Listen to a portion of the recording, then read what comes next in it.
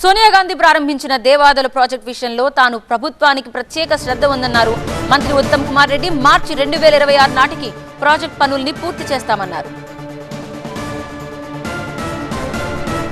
సోనియా గాంధీ గారి ద్వారా శంకుస్థాపన చేసిన దేవాదుల లిఫ్ట్ ఇరిగేషన్ ప్రాజెక్టుకి మా మనసుల్లో కాంగ్రెస్ వాదుల్లో ఓ ప్రత్యేక సార్థకత ఉంది. 100% మార్చి 2026లో మళ్ళీ సోనియా గాంధీ గారి ద్వారానే ఈ దేవాదుల ప్రాజెక్టు పూర్తి చేసి మరి ఇనాగ్రేషన్ కార్యక్రమం కూడా పెట్టిస్తామని చెప్పి నేను మనవి చేస్తున్నాను.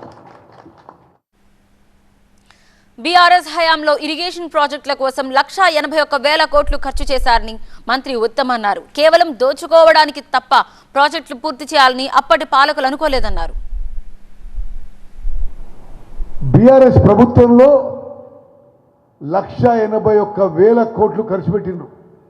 ఇరిగేషన్ మీద 181,000 కోట్లు ఖర్చు పెట్టిండ్రు. దాంట్లో 14,000 కోట్లు ఇంకా బిల్స్ పెండింగ్ పెట్టే పోయినరు. ఈ 181,000 కోట్లు ఎవరి సొమ్ము ఖర్చు పెట్టినాయా? మిమ్మల్ని, మమ్మల్ని, మన పిల్లల్ని, వాళ్ళ పిల్లల్ని, వాళ్ళ జీవితాలు తాకట్టు పెట్టి చాలా ఖరీదైన అప్పులు తీసుకొచ్చి మరి కమిషన్ల కక్కుర్తి కొరకు ప్రాజెక్టులు కట్టింది తప్పితే జనానికి నీరు ఇవ్వడానికి కాదు అని చెప్పి మనం చేస్తున్నాం. ప్రాజెక్టుల భూసేకరణ అంశంలో తమ ప్రభుత్వం మానవీయ కోణంతో ముందుకు సాగుతోందన్నారు మంత్రి ఉత్తమ్. ప్రాజెక్టుల భూసేకరణ కోసం ప్రత్యేకంగా ఒక ఐఏఎస్ అధికారిని నియమించామన్నారు.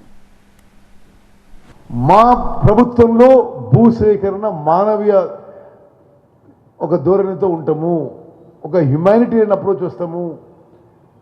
కానీ ప్రభుత్వంలో ఉన్న పరిమితులు కూడా మీరు అర్థం చేసుకోవాలి.